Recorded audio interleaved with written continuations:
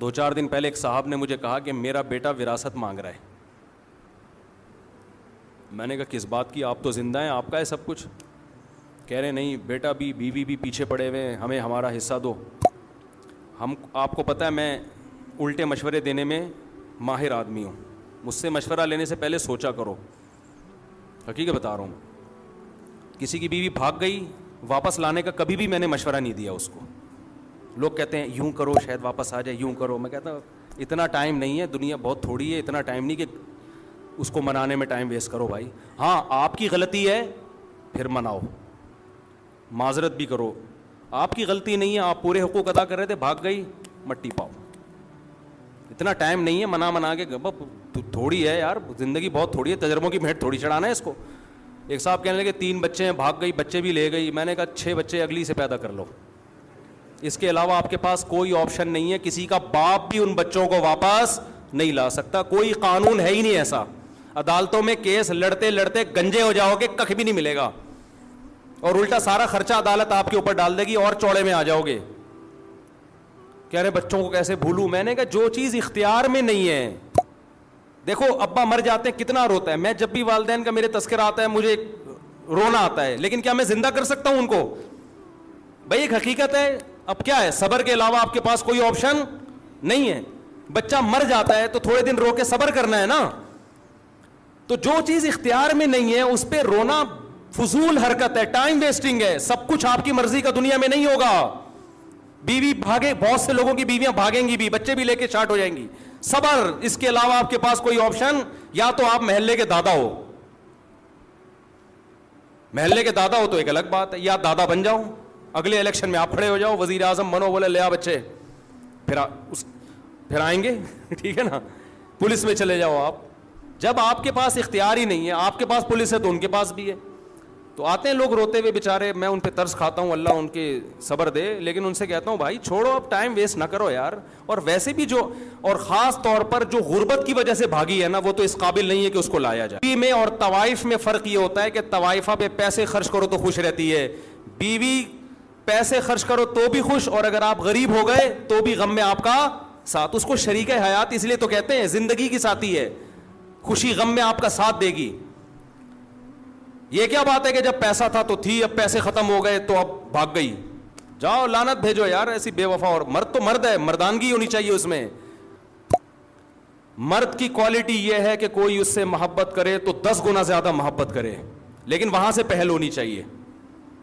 پہل کہاں سے ہو, بولو نا, ادھر سے ہو. ادھر سے پہل نہیں ہے, جاؤ, ہم آدمی ہیں, ہم تمہارے محتاج تھوڑی ہیں. اللہ تعالیٰ کا جو اصول ہے نا کہ اللہ کہتے ہیں پہلے تم محبت کرو پھر میں محبت کروں گا. تم ایک بالش آؤ گے تو میں چل کر آؤں گا, تم چل کر آؤ گے تو میں دوڑ کر آؤں گا. آنا پہل تم نے کرنی ہے, میں نہیں گھسیٹ کے لاؤں گا تمہیں, کیونکہ وہ غیرت والا ہے. کیا کہ تم میرے محتاج ہو, میں تھوڑی ہوں. تو ہم الٹے الٹے مشورے دینے میں ماہر ہیں. عورتوں کو بھی اسے ٹیڑے ویڑے مشورے دیتا ہوں. عورتیں کہتی ہیں شوہر نان نفقہ نہیں اٹھا رہا, ایک دھیلا نہیں دیتا, محبت کی باتیں بہت کرتا ہے. میں نے کہا لعنت بھیجو ایسی محبت پہ. بھئی کیا کرنا ہے ایسی محبت کا؟ ایک خاتون نے کہا میرا شوہر میرے ساتھ بہت سینسیئر ہے. میں نے کہا شاید روزانہ پیزے کھلاتا ہوگا. کہ نہیں, خرچہ ایک پائی نہیں دیتا. وہ باتیں کر کر کے نا اس کو رام کیا ہوا تھا اس نے بیوقوف عورت تھی بیچاری. ہم سے رابطہ ہو گیا. میں نے کہا ایک نمبر کا بے شرم, یا تو ہو ہی نہیں, وسائل نہیں ہے, بے روزگار ہو گیا, جب پیسے ہیں کیوں نہیں دے رہا. خام ہمیں الٹی الٹی باتیں نہ اچھی لگتی ہیں, نہ سننے کا میٹر شارٹ ہوتا ہے پھر. تو وہ بیٹا باپ سے کیا مانگ رہا ہے, حصہ, اور بیگم بھی مانگ رہی ہے. بوڑھا ہو گیا نا, چھوڑ لیا اس کو, اب جاب لیس بھی ہو گیا. وہ جو عیاشیاں کرائیں تھی, گاڑیاں بھی, اتنا مالدار آدمی, سب کچھ دے دیا, اب دولت پہ نظر. میں نے کہا پہلی فرصت الٹے مشورے, پہلی فرصت میں اس گھر کو بیچو, ساری دولت لے کے اسلام آباد شفٹ ہو جاؤ. صحیح ہے نا, ساری دولت لے کے.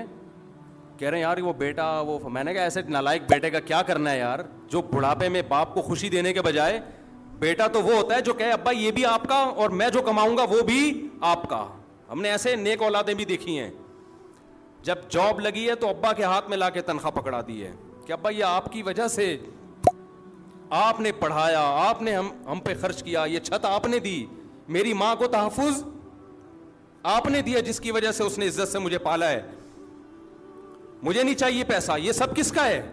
آپ کا ہے، یہ آپ ہمارا نہیں ہے۔ یہ ہمارے شیخ حضرت مفتی رشید احمد صاحب کے والد نے زندگی میں وراثت تقسیم کر دی، اور بہت بڑی وراثت تھی، بہت لینڈ لارڈ تھے، بڑے مالدار تھے، سارے بیٹوں کو پلاٹ دے دیے، جاگیریں دے دی، زندگی میں تقسیم کر دی کہ بھئی میں آرام سے دنیا سے جاؤں گا۔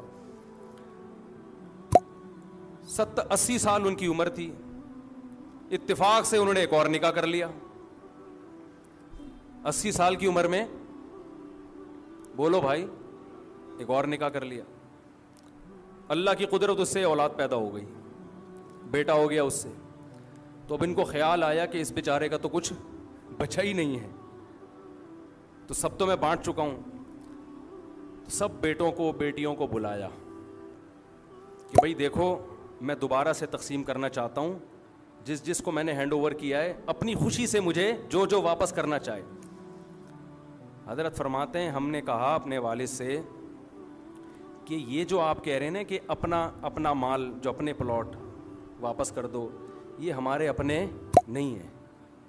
فرمایا ہمیں اس کو اپنا کہتے ہوئے شرم آ رہی ہے، ہمارا تو ایک قطرہ نہیں ہے، ایک پیسہ ہم اس زمین پہ خرچ نہیں، یہ تو سب آپ کا ہے۔ دیکھو شرعی لحاظ سے تو بیٹے مالک بن گئے تھے، لیکن اخلاقیات بھی کوئی چیز ہوتی ہے نا، مالک بنایا تو آپ نے، ہمارا کہاں سے ہو گیا؟ حضرت فرماتے ہیں یہ تو ہمیں والد صاحب کے منہ سے یہ جملہ بہت برا لگ رہا تھا کہ یہ ہمارا کیوں کہہ رہے ہیں، یہ بولیں لاؤ میرے پلاٹ واپس کرو۔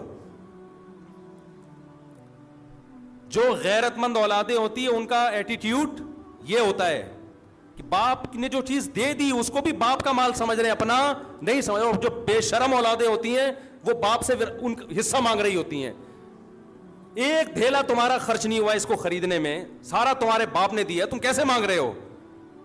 نبی نے کیا فرمایا؟ انت و مالک لابیک، فرمایا تو اور تیرا مال تیرے باپ کا ہے۔ زندگی میں اولاد جو کما رہی ہے وہ باپ کو لا کے دے، باپ پھر وہ کہے کہ نہیں بھائی یہ تم کما رہے ہو تو تم خود رکھو اپنے پاس۔